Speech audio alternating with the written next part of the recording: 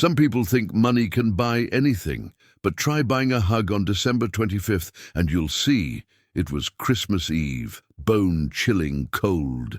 The city sparkled with blinking lights, gift bags swaying in hurried hands, people laughing, children with red noses chasing cotton candy, and up on the hill inside the brightest mansion in the neighborhood was him, Bernardo Montero, 73 years old, one of the richest men in the country, and also the loneliest. "Another raisin, mister?" "Bernardo?" asked the maid, her voice tinged with pity. He simply shook his head, eyes locked on the fireplace. The fire danced, but his face was frozen in time.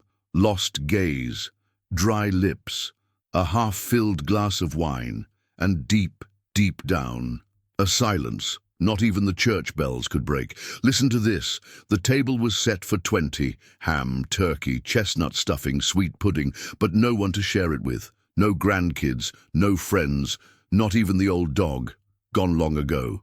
You know when the soul of a house dies before its owner? Yeah, that mansion was a tomb of memories. And that night, even the most feared man on the stock market cried. "Would you forgive me, Helena?" He whispered to the portrait on the wall. A beautiful woman, sad eyes, a wide smile, dead for 20 years, the only person who ever saw the man behind the name. But no one knew that on that same street. At the end of the sidewalk in front of the wrought iron gate, a little girl with a crooked braid, a torn coat and bare feet, was staring straight at him. And that, my friend, is when destiny winked. But before I tell you what that girl said, and why even the old millionaire had to swallow his tears, let me warn you, if you like stories that squeeze your heart and open your soul, hit the like button and subscribe, or you'll miss the rest of this tale that seems made up, but was lived life. The wind lashed like a blade against that iron gate, and still, there she was, tiny, maybe 7 years old, red cheeks from the cold, holding a cloth doll tied with old gift ribbon. But what really caught attention was her gaze, that kind of look you only see in people who've lived too much, too soon. Inside the silent mansion, Bernardo Montero had no idea he was being watched, still staring at Helena's portrait, as if trying to remember the sound of a laugh long gone. The maid had gone to bed, all the staff had been dismissed. "Go spend Christmas with your families," he told them. Little did they know that generosity was a disguise for shame. Shame of having no one to share the wine or the regrets. Then he heard it. Tap, tap, tap. 3 dry knocks on the window pane. He turned slowly, thought he was imagining things, but he saw. Outside, barefoot, shivering, the girl waved. "Are you crying, mister?" she shouted, her mouth pressed to the gate. Bernardo frowned, walked slowly to the door, unlatched it with a dry snap, like opening something that's been locked for decades. And maybe it had, inside. He walked to the gate, pressed his face to the bars. "Who are you, little girl?" She smiled, a lopsided grin with missing baby teeth and surviving innocence. "My name is Anna. I live back there, in the workers' houses. I saw you in the window. Wanted to know if you needed a hug. That was it. If you think a millionaire doesn't break down, you've never seen one crumble from such a simple gesture." He stammered, tried to laugh, then got serious, looked around. "You shouldn't be walking around alone, girl. Go home right now." "But there's no one at home. My mom's in the hospital, and the neighbor who looks after me went out drinking." Bernardo felt his stomach churn. The silence screamed again, and for the first time in years, he opened the gate. Anna stepped in carefully, as if entering forbidden ground. Her wide eyes scanned the garden that looked like a movie set, but she wasn't impressed by the lights or the size of the house. She simply said something that stopped him halfway up the stairs. "You smell like a sad Christmas. And let me tell you something, dear viewer. Some people have never heard so much truth as from a child's mouth." She didn't know it, but she touched the wound he hid beneath the expensive suit and famous name, and that wound began to bleed. But what happened to that little girl? Who was Helena from the portrait? And why had Bernardo Montero never celebrated another Christmas since 1994? Those answers are still waiting. But the night was just beginning, and Christmas still had much to reveal. The living room felt different with the girl's presence. Not that she spoke much, quite the opposite. Anna walked slowly, listening to every creak of the floor, observing every detail of the house like she was entering a forbidden shrine. And in a way, she was. Bernardo Montero, thick-suited and hollow-eyed, watched her awkwardly. He felt exposed, not from the cold or his clothing, but from that child's gaze, cutting through him like a hot knife through butter. A gaze that didn't judge, but understood. Anna sat on the rug, pulled the cloth doll from her torn coat and started fixing its ribbon. Her name is Rita. She lost an eye in a flood, but she still sees more than most adults, she said seriously. Bernardo let out a weak laugh, walked to the leather armchair where he used to read stock reports, sat, watched the girl with caution. "You said your mum is in the hospital?" "She is. Caught a bad wind," the neighbor said. "Had fever, nasty cough, went there 2 days ago. But they said only grown-ups can visit." He scratched his chin. For a moment he thought about calling someone, contacting the police, solving the problem with money. But something stopped him. The silence broke when Anna pointed to the portrait on the shelf. "She was pretty. Is she the one you talked to at the window?" Bernardo froze. The portrait was old, golden frame, thick glass. It showed a black-haired woman with strange violet blue eyes. A smile that wasn't quite a smile. Helena Montero, the woman who changed the course of his life, and then vanished, as if she'd never existed. "Yes, she was my wife. She died?" "Not exactly." There it was. That answer had never left his lips so easily.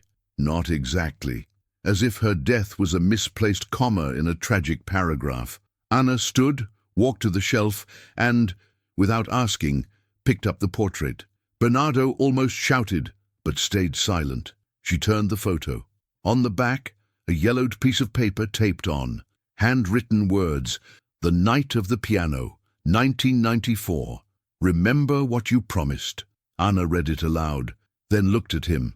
"What did you promise?" Bernardo turned pale, stood slowly, as if the weight of the phrase had fallen on his shoulders again, after 30 years. He walked to a cabinet, opened a drawer. Inside, a key ring. One key, silver, small, the attic key. Listen close. That attic hadn't been opened in decades. Not even the staff knew what was inside. They said he once changed the lock and never went up again. But now, with that girl's sharp eyes and sharper questions, Bernardo Montero faced the past he pretended to have buried. "You better go to bed. Tomorrow I'll take you to see your mom. I'm not sleepy, and you're shaking." He hesitated, looked at the key in his hand, looked at the attic door at the end of the hallway, and then, my friend, the past began to creak. What was in that attic? What had he promised Helena on that so-called night of the piano? And why would a millionaire lock something away for 30 years, only to be forced to face it by a child? These questions would haunt you until the next chapter. The hallway seemed longer that night. The silver key trembled in Bernardo Montero's hand, as if it knew it was about to unlock more than a door. It would unlock a past he fought for years to bury. Anna followed behind, firm. Tiny, skinny, torn coat, but carrying a courage many grown-ups don't have. "What's up there?" she asked, clutching her cloth doll like a shield against ghosts. Bernardo stopped, swallowed hard. "Things time forgot." He turned the key. A metallic click echoed like muffled thunder. The door creaked, and the smell of mold mixed with old perfume flooded the hallway. The attic was a world apart. Thick dust coated everything. Stacked boxes, an old easel, a wedding dress wrapped in yellowing plastic, and in the center, a grand black piano, covered by a white sheet, like a corpse waiting for its wake. Anna approached first, touched the cloth gently. "Is this where she played?" Bernardo nodded, standing at the door. "Every night after dinner, she said as long as there was music, there was hope." Anna pulled off the sheet. The piano gleamed in the dim light. The keys were worn, some cracked, but still there, alive, like wounds refusing to close. Bernardo walked to it, sat on the bench with a weight heavier than age. She made me promise something here. Anna looked on, curious. What? He inhaled deeply. The attic air felt denser than anywhere else in the house. She made me promise that if I ever lost myself, I'd come here, that the music would remind me of who I was, of what we had, of what we lost. Silence. Bernardo placed his fingers on the keys. The note that came out was weak, hoarse, as if the piano had aged with him. But then he played, shaky, clumsy, missing notes, but he played, and in that moment, the music returned, a sad melody, slow, the same one Helena played the day she left. Anna stood still, eyes brimming. She didn't know why, but the music hurt, as if it told a story she knew, without having lived it. When the final note echoed, Bernardo lowered his head. That night, she found out everything, a betrayal, not of body, but of soul. Anna didn't understand, but didn't interrupt. I kept something from her, a decision, a bet, an investment involving her foundation, her name. I did it behind her back, and she found out at Christmas dinner. She played this song one last time and vanished the next day. No note, no word of forgiveness. Anna stepped closer. And did you look for her? To the ends of the earth, hired detectives, talked to police, bankers, lawyers, but she was gone, like the world had swallowed her, and all that remained was this house, this piano, and the promise. Anna looked around, picked up an envelope between the books on the attic shelf. It was sealed, Helena's name on the front. This was hidden. Bernardo's eyes widened. He took the envelope with trembling hands, opened it. Inside, a handwritten letter, dated the day after she disappeared. If you're reading this, it's because the music brought you back. And if it did, maybe there's still hope. Bernardo felt his chest ache, as if something broken inside finally had the courage to cry for help. But the letter didn't end there. There was an address, a signature, and a warning. Don't come if you're the same man, but come if you've become someone new. He looked at the girl. She's alive? Anna shrugged. There's only one way to find out. The wind outside howled louder, but inside that attic, time stood still. The man everyone thought had it all, now trembled at the possibility of finding what he missed most. But who was Helena now? And why had she chosen silence for so long? And more, what role did Anna play in this story? Because what Bernardo didn't yet know is that destiny never connects loose pieces by accident. The next morning dawned grey, heavy with the damp sadness that often comes before a revelation. Bernardo Monteiro, after decades of waking up to bank alerts and stockbroker messages, opened his eyes to the sound of a pan clanking in the kitchen and the smell of burnt toast. He went downstairs and found Anna standing on a stool, trying to fry an egg on a stove that had never known poverty. "Good morning, Mr. Sad Smell," she said. He let out a weary laugh. "Do you always wake up invading kitchens?" "Only the ones where nobody's there to wake up the owner." Her honesty hit harder than any market crash. The mansion's kitchen seemed to wake up with them. Soft light coming through the window, the old radio playing a scratchy samba, the wall clock ticking in rhythm with that tender moment. Bernardo sat at the table. "Let's look at that letter again." He spread the pages over the white tablecloth. Helena's handwriting still had elegance, but there was also strength, like someone writing with swallowed pain. "Rua das Oliveiras, number 87, Villa Santa Marta." That address was almost a provocation. The villa was a cluster of modest homes, far from the elegant avenues Bernardo was used to. It was also the same neighborhood where Anna's mother was hospitalized. Coincidence? Anna looked at him, chewing slowly. "You're going?" Bernardo took a deep breath. "I am." But first, he did something he hadn't done in years.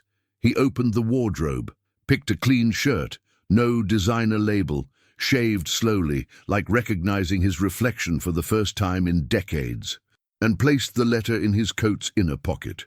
In the back seat of the black car, Anna stared out the window. "Are you nervous?" "I don't know if it's nervous, or scared of seeing in her face who I used to be." Anna stayed quiet, then said, Maybe she just wants to see who you are now. They arrived at the hospital. Anna ran to the desk, asked about her mum. Bernardo stayed still, watching the place with discomfort. It wasn't a rich man's hospital. No luxury, no rehearsed smile receptionist. But it smelled of truth and struggle. Anna entered room 203. The woman lying in bed had dark circles, messy hair, a face weathered by life. She opened her eyes slowly, gave a faint smile. "Sweetheart." Bernardo stood at the door, quiet. The woman looked at him. "Who's that, Anna?" And before the girl could answer, Bernardo felt a shiver, because that woman's eyes were just like Helena's. But there was a difference, not in color, in time. Then, like a whispered memory, the woman said, "I know you, don't I?" The world stopped. The sound of the oxygen machine grew louder. Anna looked from one to the other, confused. Bernardo stepped forward. "Helena?" The woman laughed, then coughed, shook her head. "No, sir, my name is Clara." But then she pulled out an envelope from the drawer, just like the one he had. "But Miss Helena, she's my sister." That was it. The truth began to claw its way out. Helena was alive, and for some reason had left breadcrumbs. But if Clara was her sister, why had no one ever mentioned that? And why did Bernardo have one letter and Clara another? Clara pointed to the envelope. "She left this with me the same year she disappeared, said one day someone would come for it, and when that day came, it meant the time had come." Bernardo sat down. His trembling hands opened the letter, and there, another revelation. "If you found Clara, you're close.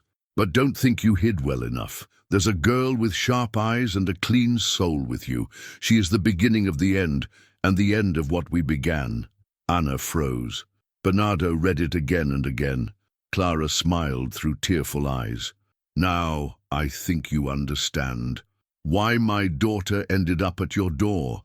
Because yes, Anna was Clara's daughter, and Clara was Helena's sister. But the rabbit hole went deeper, much deeper. The hospital hallway felt narrower than before. The letter still trembled in Bernardo's hands, and even with his blood boiling, he couldn't take his eyes off Anna, the little girl who entered his home without knocking and now lived inside the past he swore he had buried. In room 203, Clara adjusted her sheets slowly.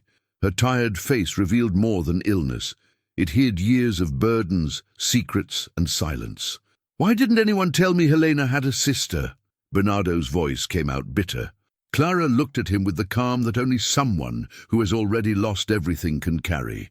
"Because she asked me to, and because you never asked. You always had everything, except the curiosity to look beyond yourself." He swallowed hard.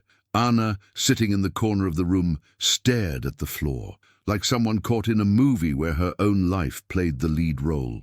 "And this letter," Bernardo held it up, "she says Anna is the end of what we began. What does that mean?" Clara closed her eyes, breathed deeply, then looked him straight in the eye, like only someone who has cried alone knows how to do. "You remember the night of the piano?" He nodded. "She left you that night, but it wasn't just because of hurt. It was for protection." Silence. Clara went on. "Helena was pregnant." Bernardo felt the floor vanish under his feet. His whole body went cold. His mouth dried up. The air disappeared. "She... what?" "You heard me right. You were going to be a father." And that same week, she found out that people were trying to silence her. Important people. People involved in her foundation. People who didn't want her exposing what was really happening. Bernardo clung to the chair. Exposing what? Fraud, fake artwork, sham charity auctions. Helena thought she was helping children, but they were using her name to launder millions. He closed his eyes. The memories came back in heavy waves. Secret meetings, documents he signed without reading, conversations with friends in high places. Clara continued, "She wanted to tell you, but you were already in too deep, and she wasn't going to let her child grow up in that world." Anna now looked at him, steady, silent. "So she ran away, changed her name, disappeared with the child." "No, she lost the baby." Bernardo blinked, stunned. "But she lost her child and took in mine." the daughter of a sister who couldn't raise her at the time. She raised her like her own, but a few years later, Helena got sick and vanished again. This time, no letter, no piano, no return. Silence. Only the sound of Clara's heart monitor and the wind whispering outside. Then Anna spoke, for the first time since the revelation. So, she chose me. Clara smiled through tears. She saved me, and she saved you. While the world destroyed her name, all she wanted was to make sure one child felt loved. Bernardo, eyes wet, looked at Anna like seeing her for the first time. And why now? Why did you show up at my window? Anna shrugged. I don't know. Something pulled me there. A breeze, a feeling. Maybe the music, or maybe because you still had a promise to keep. He picked up the letter again. If you're reading this, it's because the music brought you back. That was it. The piano, the promise, the reunion. But there was still one missing piece. And Helena, he asked. Is she alive? Clara took a deep breath. Maybe yes, maybe no. But if she is, she'll know you've changed, because the music played again. And right there in that hospital room, the most feared man in finance broke for good, not from bankruptcy, but from redemption. Now the question was a different one. What would he do with this second chance? Because some secrets destroy, but others save. That night, Bernardo Montero didn't return to the mansion alone. Anna, wrapped in a blanket he'd bought at a corner pharmacy, slept in the back seat of the car. She slept like someone who could finally rest, not from comfort, but from belonging. And him. He drove slowly, the city rolling by outside the window like a movie he'd never wanted to watch. Christmas, lights, joyful songs. But inside him, it was as if, for the first time, the holiday made sense. Back at the mansion, the first thing he did was open the door to the library, that room where he'd stacked up victories, figures, contracts, and loneliness. He pulled a photo frame from the shelf, a picture of him and Helena laughing in a garden full of purple flowers. On the back, a handwritten note, "Promise me, if you ever forget how to love, come back here." He smiled, that crooked, aching smile, but real. He picked Anna up in his arms, climbed the stairs like a man carrying hope, laid her in the guest room, covered her carefully. Before leaving, he heard her sleepy voice. "Uncle Bernardo, are you really my uncle?" He paused. "I'll be whatever you need me to be, Anna. But if you want, I can be the first grown-up who doesn't leave." She smiled and drifted off. The next morning, Bernardo woke up early. He put on an old coat, grabbed his car keys, and drove to a forgotten neighborhood, where alleyways hold more stories than avenues. There, in an almost abandoned stationery shop, he bought a notebook, hardcover, smooth pages. On the front, he wrote with a black pen, "For Anna, the diary of everything no one ever told you." He returned home and began to write. Chapter by chapter, he recorded it all. The night of the piano, the betrayal, Helena's escape, the years of guilt, the forgotten letter, the music that brought him back. He wrote like someone who bleeds, like someone who heals. And in the last chapter he wrote, "I don't know if there's still time to start over, but if there is, let this be our first real Christmas." When Anna woke up, she found the diary on the breakfast table. Next to it, a simple box. Inside, a new photo. Bernardo and her laughing in the kitchen, taken by the maid that very morning. And a little note. "So you never forget that the old man at the window became part of your story too." Anna smiled, but before she could say a word, the doorbell rang. Bernardo went to answer, and outside, an envelope. No sender, no postmark, just one sheet inside, a single sentence. "There is still music, and I heard it from here." The handwriting was hers, Helena. The old man dropped to his knees, because he understood it wasn't the end. It was the beginning. Now he needed to find her, but this time as a whole man. And Anna was the bridge, the link between yesterday and tomorrow. But is Helena really alive? Or was the letter left by another hand? And what is Bernardo willing to do to earn forgiveness? There's more to come.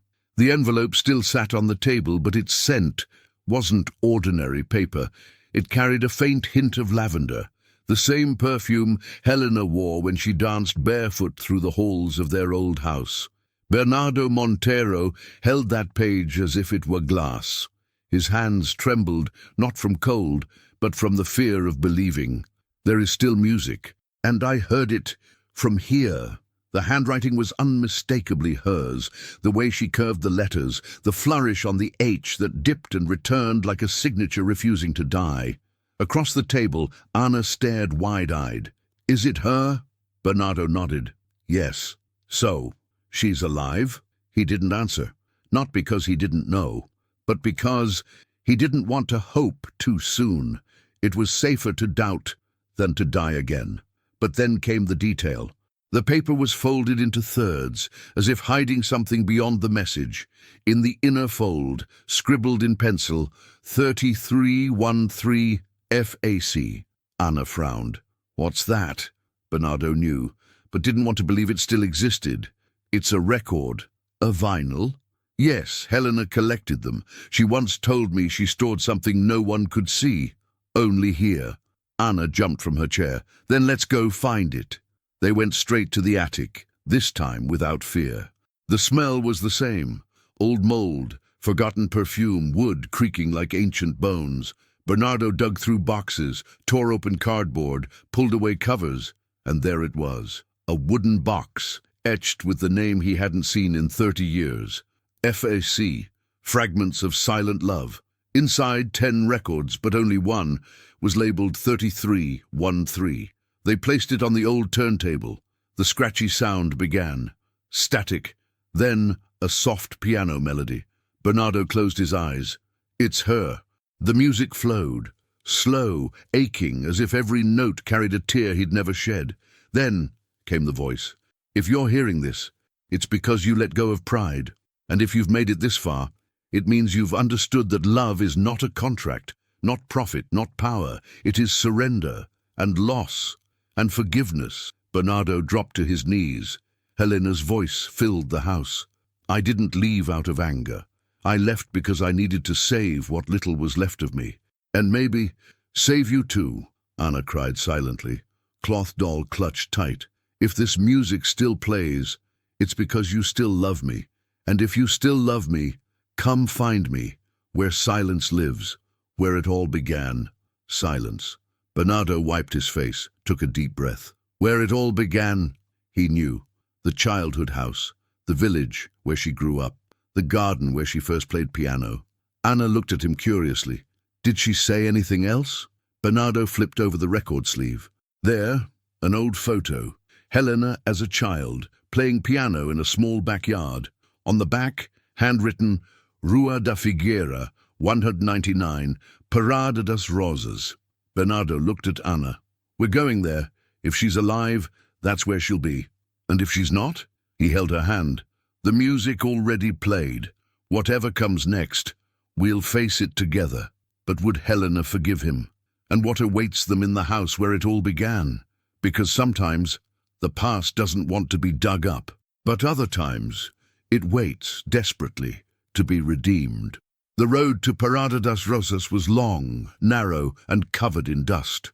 Bernardo drove with the window cracked open, letting the cold air hit his face, as if he needed to feel on his skin all the things he had avoided for decades. Anna sat beside him, her cloth doll in her lap, eyes lost in the blur of dry trees rushing by, like memories that passed too fast to hold. Tio Bernardo, yes? Do you think she'll really be there? He took a deep breath. I think the music brought us this far, and music doesn't lie. Parada das Rosas wasn't the charming neighborhood he remembered. The streets now were cracked, walls covered in graffiti, a sadness dripping from the old lampposts. But there was a hidden beauty there, like the kind stitched into people's lives with thread made of pain and petals. They turned onto Rua da Figueira. House number 199 stood there, small, with a low gate, peeling paint and a fig tree in the front yard, dry but still standing. Bernardo got out first. Anna followed quietly.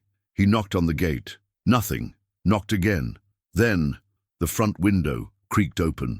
A woman appeared, deep-set eyes, silver hair tied in a bun, her face wrinkled like ancient parchment, but with a gaze that hurt to meet.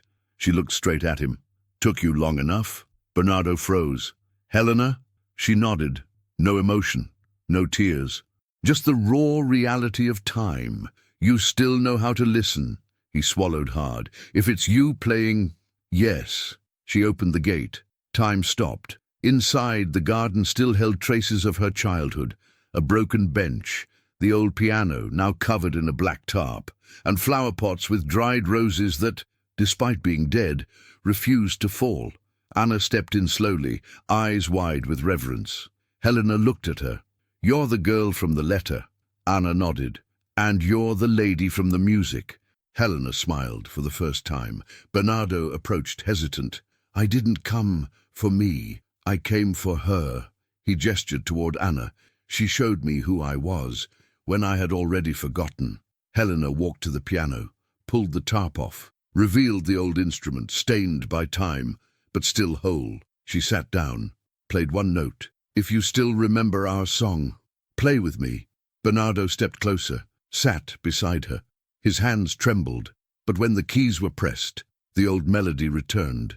Hesitant at first, then flowing. Anna sat on the floor, mesmerized. Helena played with strength, Bernardo with remorse. The notes met halfway, like two rivers running far apart, that finally embraced. When the last note echoed, Helena looked at him. "You didn't lose everything, Bernardo. You just forgot where you came from and who you were. But the music never stopped waiting for you." He cried, without shame, without walls. And for the first time, Helena wiped his tears with the same hand that once only knew how to leave. "Do you forgive me?" he whispered. She didn't answer. She just placed her hand over his. "Let's start over, the right way, with her." They looked at Anna. The girl smiled, and right there, in a house forgotten by the city but remembered by life, a new family was born, not by blood, but by redemption. But what will the world say when it learns that the mighty Bernardo Montero is now the keeper of a hidden past? And more, what will he do with everything that remains, his fortune, his influence, his name, now that he knows what truly matters? Rebuilding is about to begin. They say to rebuild a house, you first have to clear the rubble, and with people, it's the same. After the reunion, Bernardo didn't return straight to the mansion. He stayed there in that little peeling walled house with the soul still intact, with Helena, with Anna, and with the silence, which now, at last, didn't hurt to breathe. On the second day, he woke up before sunrise, made coffee, warmed milk, and for the first time in 30 years, he placed 2 cups on the table before even thinking of checking his phone. Helena came in barefoot, her hair a little messy, but her eyes calm. She sat down. "You still like silence?" she asked. Bernardo chuckled. "Now I understand silence only hurts when we're afraid to listen." She nodded. In the living room, Anna was drawing. On her page, 3 stick figures, a tall man in a suit, a woman in a purple dress, and a little girl with a braid. Below, written in red pencil, "My new family." Bernardo stared at the drawing like someone reading a sacred text. "You still play music at the hospital?" he asked Helena. She nodded. "Twice a week, in the palliative care ward. It's where music still means something." He breathed deep. "I want to help, but not with money, with presence." Helena raised her eyebrows in surprise. He went on, "I want to open a house, a place, for girls like Anna, for children who've been forgotten, a foundation, but this time, done right." She didn't respond immediately. Then she said, "It's going to be hard. I know. You'll face powerful people, people who still remember who you used to be. Maybe that's what I need, to be remembered, not for what I earned, but for what I fixed." Helena smiled, and for the first time, she said, "I forgive you, Bernardo." He closed his eyes, let the tear fall, slow and free. Outside, Anna shouted, "Come see, Uncle, it's on TV." They walked to the living room. On the news, a report about the old Montero Foundation, old accusations resurfacing, reopened investigations, And suddenly, an image of him, younger, colder, with a different face. Helena looked at him. "Are you going to run from this?" "No. I'm going to open the doors, tell the truth, rebuild with honesty." Anna raised her hand. "I can help. I can make posters or tell the kids at school." They laughed. And then Helena, looking out the window, said, "Let's start here. This house was where everything began. Now, it's where everything restarts." And so it was. In the months that followed, the little house became a place under construction, but not of bricks, of soul. The walls were painted with new colors. The piano was restored. The garden bloomed again, and the house of music and embrace was born, open every Tuesday and Thursday, with art workshops, story circles, heart-to-hearts, and of course piano lessons. Anna became a junior volunteer, Bernardo the storyteller, Helena the conductor of affection. Journalists started to show up. They wanted to know why the former market tycoon was now serving soup to homeless children. And he'd say, "Too much profit made me forget that the best investment is what we leave in someone else's heart." But the world of the powerful doesn't forgive easily. And somewhere, in silence, someone began to move their pieces, because the name Montero was still worth too much to be left in the hands of a man who had chosen to become human. The grand opening of the House of Music and Embrace was held the following Saturday. Children ran around, candles flickered on a cake, an old samba played quietly on a dusty radio. Bernardo had never seen so much life squeezed into such a small backyard. Helena tended the flower pots. Anna proudly showed off the new mural at the entrance, a drawing she had made herself of her Uncle Bay and Aunt Lena, all smiling under a rainbow. But while the present smiled, the past watched. Monday morning, official-looking documents arrived. Thick, heavy, signed by lawyers with triple-barreled last names. Lawsuit, reopening of the investigation into the financial crimes of the former Montero Foundation. Even worse, a request to freeze assets, suspend accounts, and bar Bernardo from involvement in any public or philanthropic institution. Helena held the papers firmly. Bernardo didn't. He collapsed into a chair in the kitchen. "They want to silence me," he muttered. She nodded. "The world doesn't know how to forgive those who change. They think it's fake, or worse, a threat." Anna burst into the kitchen. "What happened?" They hid the papers, smiled. "Nothing we can't fix," said Helena. But Bernardo knew. It wasn't just about money. It was about his name, his influence. Former allies turned on him. People who built empires on those old schemes now saw him as a traitor, and clearing his name wasn't going to be easy, because on paper he was complicit, even if in his heart he was now someone else. That night, Bernardo returned to the old mansion. He sat in the office, opened the safe, pulled out the black folder containing the foundation's old files, reports, names, receipts, signatures, including his own. And there he realized, he knew, maybe not everything, but enough, and chose silence.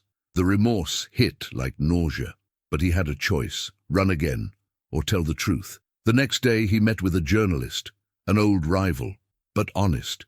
"I want to open everything. Tell every detail. Protect no one, not even myself." The journalist was stunned. "Why now?" Bernardo looked out the window.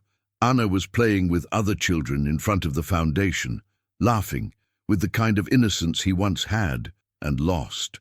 "Because now I know what's worth saving." The next week, headlines exploded. "Former mogul exposes corruption network behind elite empires, millions in fake contracts, money laundering, and political manipulation." The city froze. Helena stared at the article, unmoving. "You're sure about this?" "For the first time in my life, I am."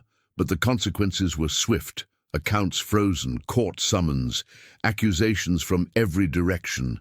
The House of Music nearly shut down. But then something unexpected happened.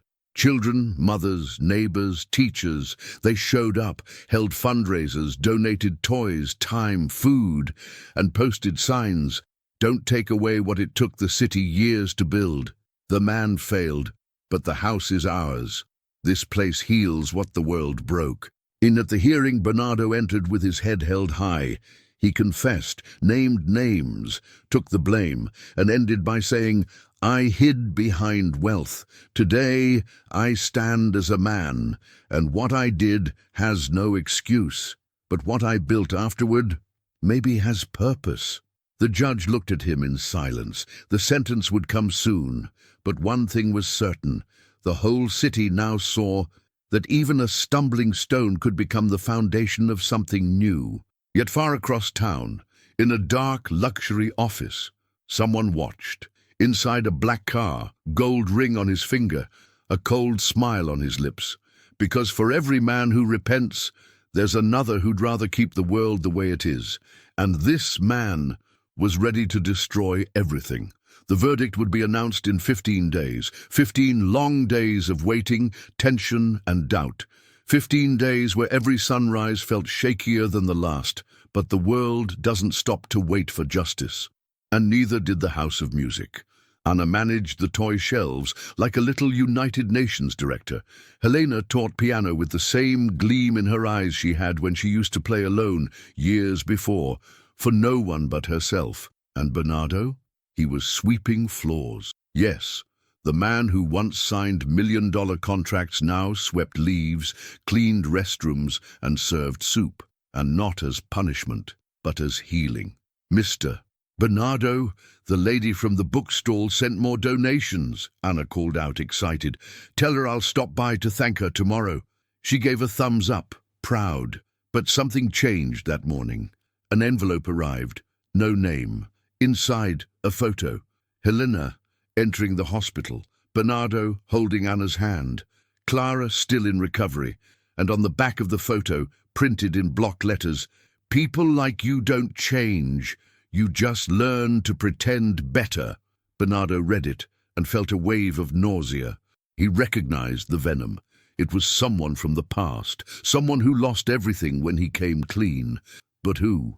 The next evening, after visiting Clara, Bernardo spotted a black car parked across the street. Headlights off, engine silent.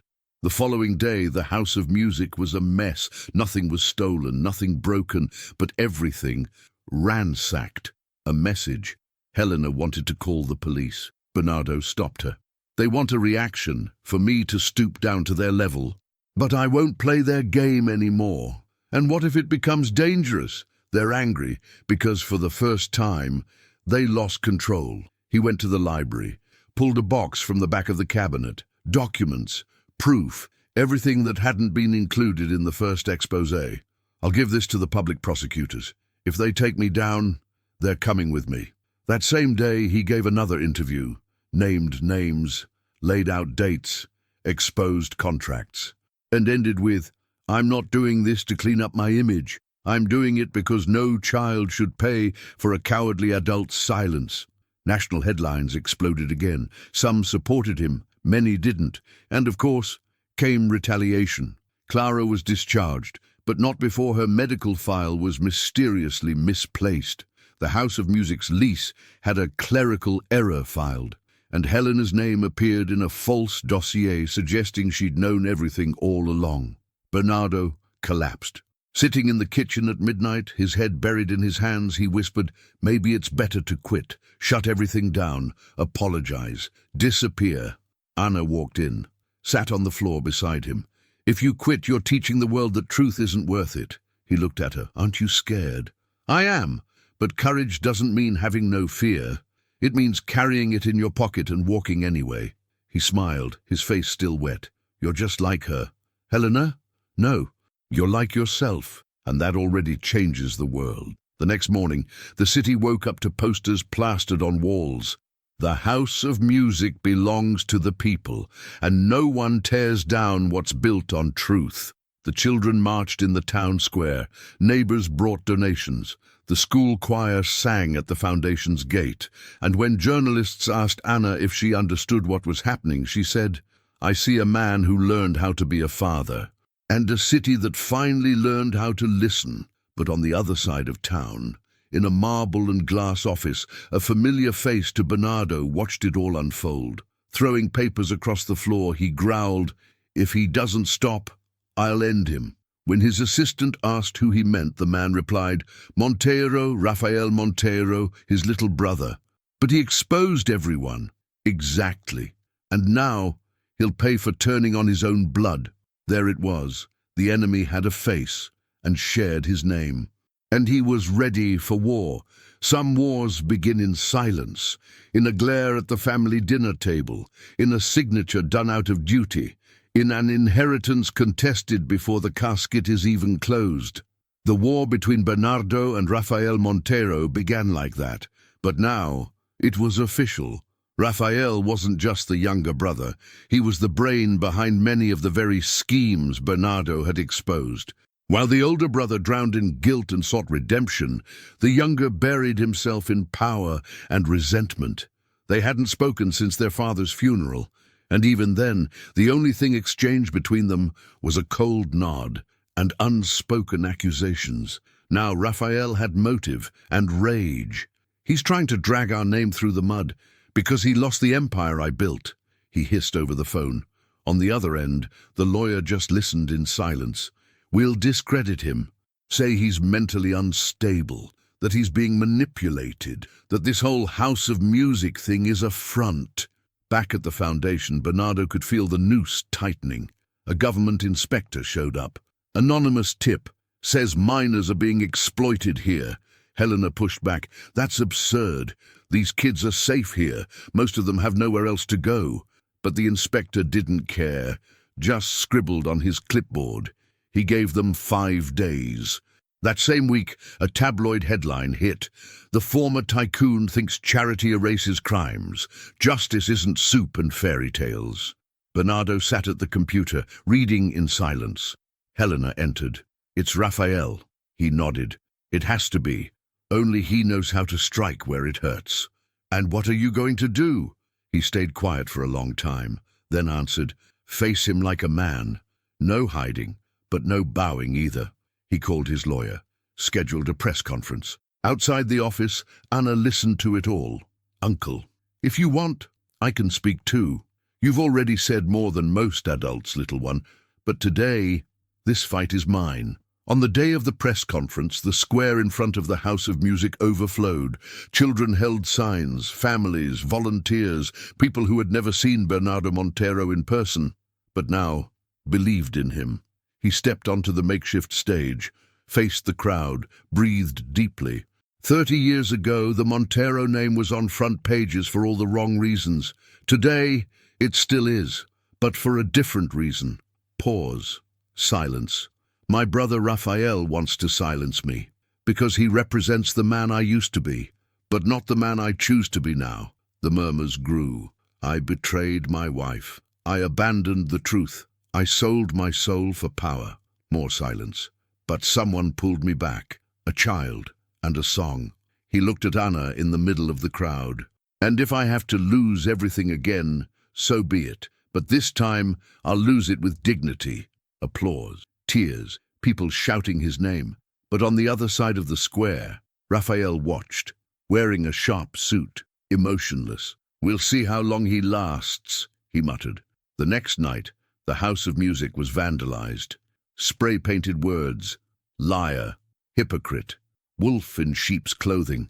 But before dawn, the neighborhood came out with buckets, paint rollers, and hope. By mid-morning, the walls were clean, but now Rafael wasn't just attacking, he was aiming to take everything, and to do that, he went after the one wound Bernardo still had open. Anna's adoption. A new court order arrived, challenging custody, claiming Bernardo wasn't a blood relative, that Clara, still alive, was the only rightful guardian, and that Anna needed protection from the emotional instability of a man in public collapse. Bernardo slumped onto the steps of the foundation. Inna came to him. They want to take me away? They're going to try. And are you going to let them? He took her hand. No one takes a flower from the garden it chose for itself. But Rafael wasn't just a threat. He was a machine, and he wouldn't stop until he pulled up the roots. Now the justice system would decide Anna's future, and Bernardo would have to prove he wasn't just a man seeking redemption, but a father in every sense of the word. The courtroom smelled of old wood and unresolved memories. Bernardo Montero sat at the defendant's table with his fingers interlaced, wearing a worn suit and a heart that felt tighter than the tie around his neck. Outside, protesters gathered. Some applauded, others demanded justice. But inside those four walls, there was only one matter at hand: Anna's custody. Helena sat behind him. So did Clara, wrapped in a flowered scarf, leaning on a nurse's shoulder. And Anna sat in a chair far too big for her, with Rita, her cloth doll, in her lap, and a look in her eyes that belonged more to a woman who's seen life than to a girl who's just beginning it. The judge flipped through the documents slowly. We have before us a formal request to re-evaluate custody. The petitioner claims that Mr. Bernardo Montero, while well-intentioned, lacks emotional stability and has no legal familial connection to the minor Ana Souza. Rafael's lawyer stood up, voice sharp. Your Honor, Mr. Montero has publicly confessed to financial crimes. His assets are frozen, and he is currently under multiple civil investigations. We believe this is not a suitable environment for a child's development. Bernardo kept his gaze fixed on the floor. Then the judge turned to Anna. Sweetheart, do you understand what's happening? Anna nodded. They're trying to take me away from my place. The judge smiled gently. And do you know why? Because they think Uncle Bay is the problem, but the real problem would be losing him. The entire room fell silent. You feel safe living with him? I don't feel safe. I feel alive. The judge tilted her head slightly. What do you mean? Anna adjusted Rita in her lap. Before him, I was just someone. Now, I'm someone who matters. He didn't give me toys. He gave me real hugs. He lets me make mistakes. And he waits for me to learn. And even when I mess up, he fixes things without yelling. The judge's eyes glistened. Rafael's lawyer interrupted, clearly flustered. But the child has no biological link to Mr. Montero. That must be taken into account. At that moment, Clara stood, slowly, shakily. Your Honor, with all due respect, blood doesn't make family. If it did, I'd never have left my daughter. And if Mr. Bernardo hadn't opened his door that Christmas, my granddaughter would still be in the street, or worse. The judge raised a hand gently. We'll now deliberate and return shortly with a decision. Everyone stood. In the hallway, Helena took Bernardo's hand. You've done all you could. Now, let the truth speak. He nodded. Hours later, the phone rang. The judge's voice on the other end, calm and firm. Mr. Bernardo Montero, temporary custody of Ana Souza remains with you, and with the biological mother's consent, it will be made permanent after proper procedures. Silence. Bernardo couldn't speak. He let the phone slip from his hand. Anna ran up. Did we win? He hugged her tight. No, little one, we were chosen. Across town, Rafael hurled a glass at the wall of his office. She's no one. How did she have more power than me? His assistant swallowed hard. Because sometimes the truth comes from the place no one expects. Rafael clenched his jaw. He wasn't done. He had one last card, one secret, something Helena had hidden, something Bernardo never imagined, something that could turn the whole story upside down. It was supposed to be the end, but endings, my friend, are just beginnings that got scared. Days after the custody hearing, life finally seemed to exhale at the House of Music. Anna, now officially adopted, dashed through the hallways with a name badge around her neck. Ana Montero, guardian of smiles. Bernardo laughed like a fool, the kind of laugh he had once forbidden himself. On the porch, Helena watered flowers. Clara, still recovering, read letters from the children as if they were sacred scriptures. Peace. But just when everything seemed to be finding its place, Rafael Montero knocked on the door. No security, no warning, no expensive suit. Just a black t-shirt, a tight face, and a folder in his hand. Bernardo opened the door. Anna peeked from behind the curtain. Come to finish what you started, Bernardo asked. Rafael didn't answer. He walked in and sat down in the living room as if it were his. I have one last thing to show you. Something Helena hid from you. And from me. Bernardo stayed standing. unmoved. Raphael opened the folder. Inside, old documents, letters, and a birth certificate with an altered date. This is the original certificate of the daughter Helena supposedly lost. Bernardo's stomach twisted. That's already been buried. Is it? Raphael pulled out another page. DNA results, medical files, a full dossier. She didn't lose her daughter. She hid her. Bernardo froze. Where is she? Raphael looked up. Here. Bernardo's eyes widened. He turned toward the hallway. Anna? Raphael nodded slowly. She's your daughter, Bernardo, and Helena lied. Maybe to protect you, maybe to punish you. But the fact is, she is your blood. Silence. The room seemed to cave in. Helena entered, pale. He's telling the truth. Bernardo turned to her, shocked. Why? She came closer. Because back then, you weren't a man ready to be a father, and I had to be a mother. For two. Bernardo's tears fell, not from betrayal nor from hurt, but from a love so overwhelming it couldn't be contained in flesh. He looked at Helena. You left me, but you never left her. She was always yours, but you needed to find her, on your own. Bernardo ran to Anna's room. She was there, drawing. Uncle? He knelt. I'm your father. Anna paused, looked into his eyes, and didn't blink. You just found out? Yes. She thought for a second.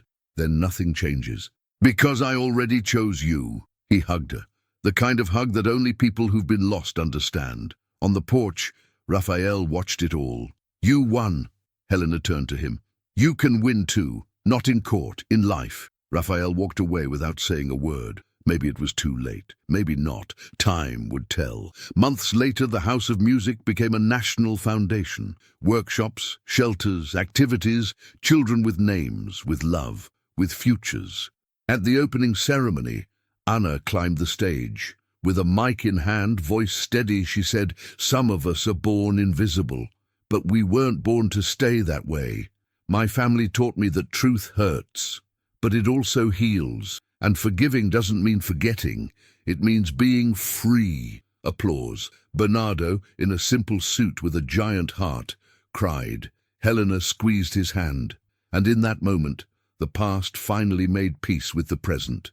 Because in the end, dear listener, it's not about blood. It's about choice. And Anna was chosen by Helena, by Clara, by the world, and now by herself. She was a Montero. Not because of a name, but because of a legacy.